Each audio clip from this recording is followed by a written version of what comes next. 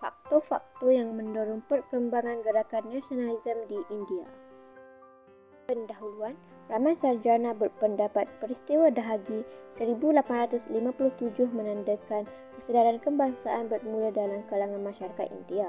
Namun demikian, kesedaran kebangsaan dalam kalangan rakyat India telah bermula sebelum 1857 lagi. Munculan pertubuhan sosial agama sebelum 1857 menandakan semangat kebangsaan bermula di India. Pertubuhan ini membangkitkan kesedaran kebangsaan melalui pembaharuan sosial.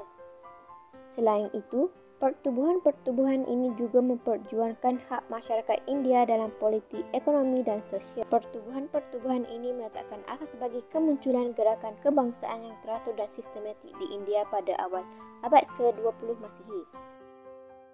Faktor pertama yang mendorong perkembangan nasionalisme di India adalah pengenalan sistem pendidikan Barat. Pendidikan Barat telah melahirkan ramai golongan cerdik pandai dalam kalangan rakyat India seperti doktor, peguam dan kerani.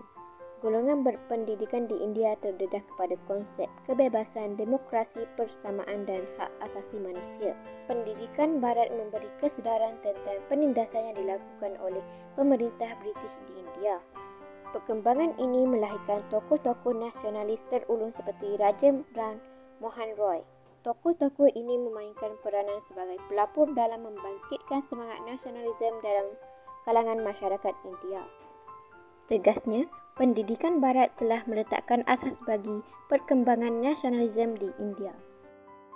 Faktor kedua yang menyebabkan muncul nasionalisme di India adalah diskriminasi dalam perkhidmatan awam.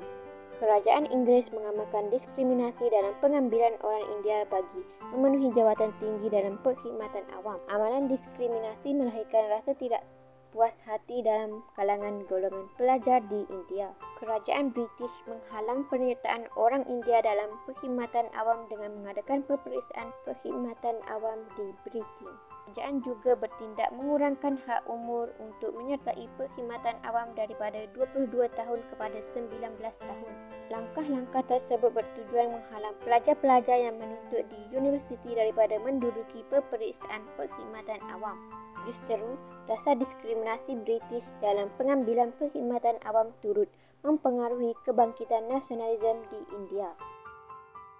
Faktor seterusnya yang membangkitkan nasionalisme di India adalah peranan akhbar tempatan. Akhbar tempatan memainkan peranan membangkitkan kesedaran kebangsaan dalam kalangan rakyat.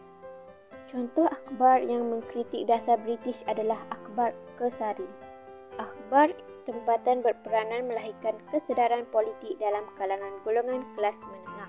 Akhbar ini juga menyebarkan idea pemerintahan sendiri dan amalan demokrasi dalam kalangan penduduk tempatan.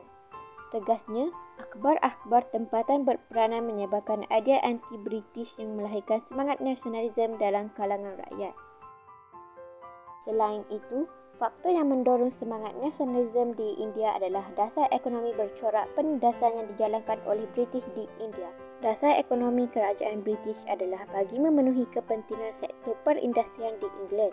Kerajaan Inggeris tidak menggalakkan perkembangan industri tempatan dan mengawal perusahaan-perusahaan tempatan. Tindakan kerajaan Inggeris memonopoli perdagangan garam menjejaskan pendapatan penduduk tempatan yang terlibat dalam industri tersebut.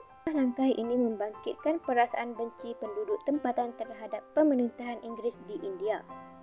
Justeru, dasar ekonomi British membangkitkan kesedaran nasionalisme dalam kalangan penduduk di India. Faktor terakhir yang membangkitkan nasionalisme dalam kalangan penduduk di India adalah gerakan reformasi sosio-budaya. Munculan pertubuhan sosial agama melahirkan semangat kebangsaan dalam kalangan masyarakat India. Antara pertubuhan yang memainkan peranan membangkitkan semangat kebangsaan ialah Brahma Samaj, Arya Samaj dan Pertubuhan Ramakrishna. Persatuan tersebut menjalankan reformasi bagi menghapuskan penyelewengan dalam kalangan penganut agama Hindu. Persatuan ini juga mendesak kerajaan meluruskan akta untuk mengiktiraf perkahwinan semula janda beragama Hindu.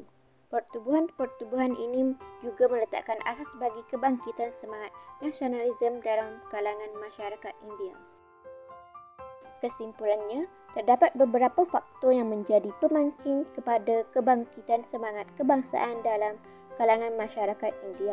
Kemuncak kepada kebangkitan semangat kebangsaan masyarakat India ialah kemunculan Kongres Kebangsaan India pada tahun 1885.